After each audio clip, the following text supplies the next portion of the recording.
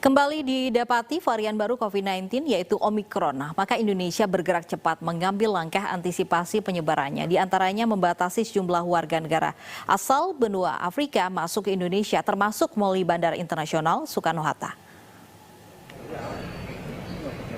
Varian Omikron yang mengkhawatirkan ini pertama kali ditemukan di Afrika Selatan. Pihak Bandara Soekarno-Hatta mulai hari ini memperketat pengawasan terhadap seluruh penumpang luar negeri saat tiba di Bandara Suta. Ditjen Imigrasi menerbitkan surat tentang pembatasan sementara orang asing yang pernah tinggal dan atau mengunjungi wilayah beberapa negara tertentu untuk masuk wilayah Indonesia.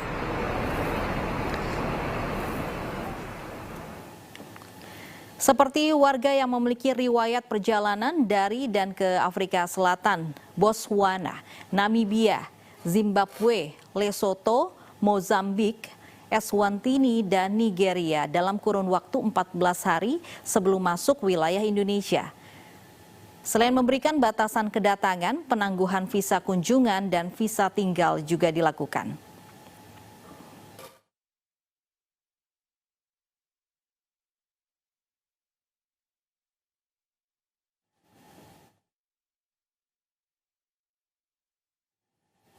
Apa saja aturan baru yang diterapkan di Bandara Internasional Soekarno-Hatta terkait antisipasi varian Omikron ini? Kita bergabung dengan rekan Nata Arman di sana.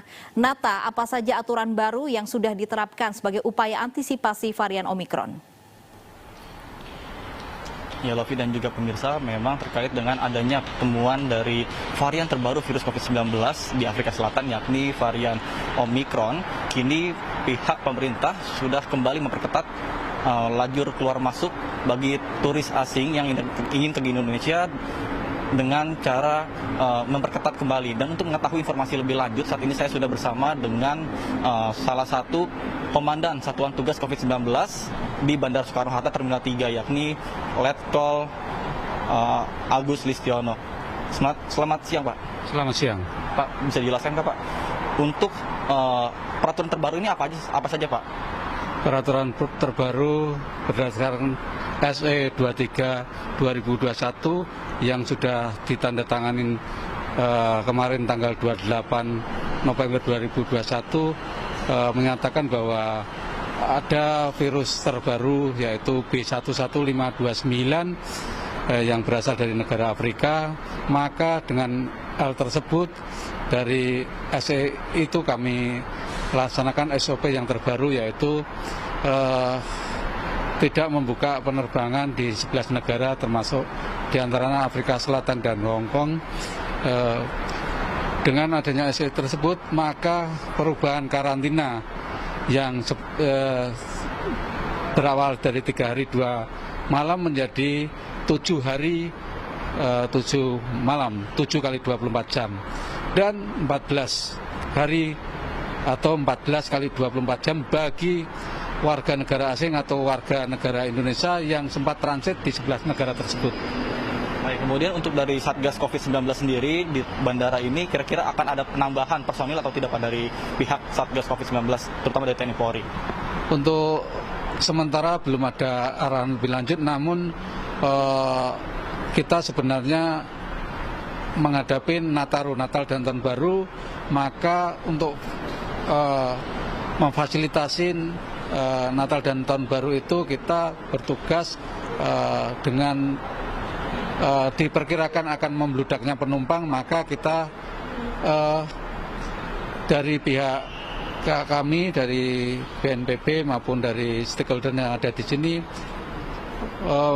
memperketat masuknya penumpang yang dari negara luar. Baik, terima kasih banyak Bapak atas informasi yang diberikan. Selamat bertugas kembali.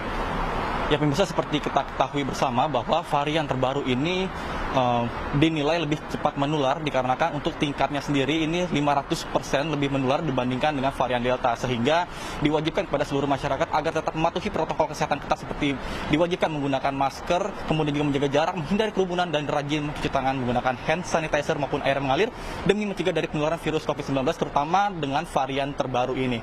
Ya, kembali ke studio, Lovi. Baik, terima kasih Nata Arman melaporkan langsung dari Bandara Soekarno-Hatta, Tangerang, Banten. Lantas seganas apa varian Omikron ini dan apa langkah antisipasi yang seharusnya diambil? Sudah bergabung bersama kami ada Dr. Diki Budiman, epidemiolog dari Griffith University. Selamat siang Pak Diki. Yang lebih. Pak Diki, ini benarkah varian Omikron ini 500% bahkan lebih menular dari virus aslinya? Artinya jauh lebih ganas dari varian Delta atau bagaimana Pak? Ya betul, ini sangat cepat ya dalam menginfeksi bahkan dibandingkan Delta. Sebagai gambaran begini, untuk mencapai dominasi 50% dari total sirkulasi virus yang ada di satu wilayah, dalam hal ini dikatakanlah di Afrika Selatan, itu dia untuk Delta perlu waktunya 3 bulan. 3 bulan. Kalau untuk varian baru ini atau Omikron ini hanya perlu 3 minggu. Nah ini saja yang menjadi dasar bahwa kenapa dia diprediksi 500% lebih cepat dalam menginfeksi dibandingkan virus liar di Wuhan akhir 2019 lalu.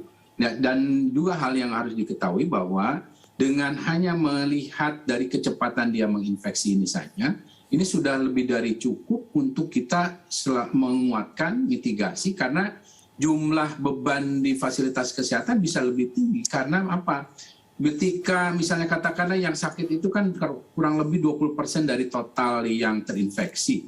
Nah, 20% dari 10.000 dengan 20% dari katakanlah 500.000, ya itu tentu jauh lebih banyak.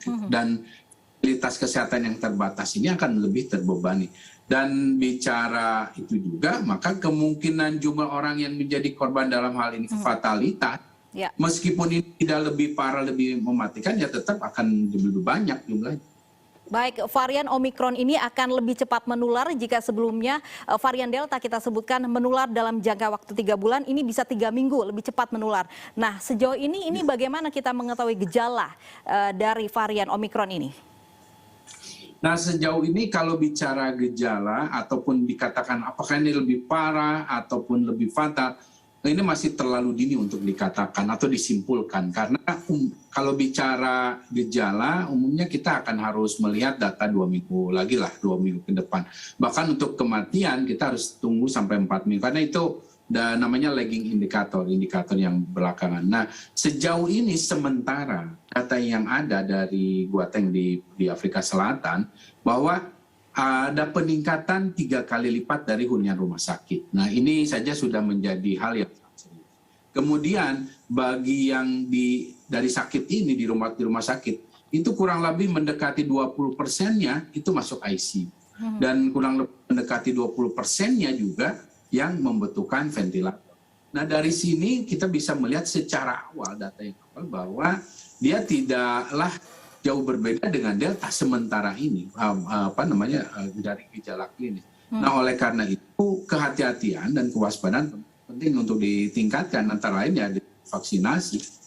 Karena dari data yang dari Afrika Selatan ini kita lihat bahwa orang yang mendapatkan vaksinasi lengkap jauh lebih ringan tampilan gejala klinisnya. Artinya vaksin sangat bermanfaat.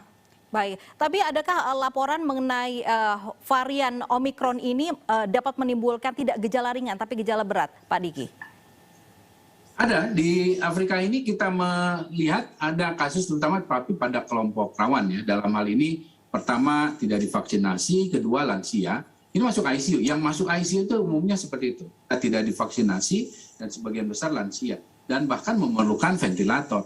Artinya lagi, ini adalah bahwa sekali lagi kita nggak bisa menganggap bahwa menyimpulkan wah ini ringan atau ini. Jadi masih terlalu awal karena data yang ada saja masih tidak terlalu memperlihatkan perbedaan dengan apa yang ditunjukkan oleh varian Delta.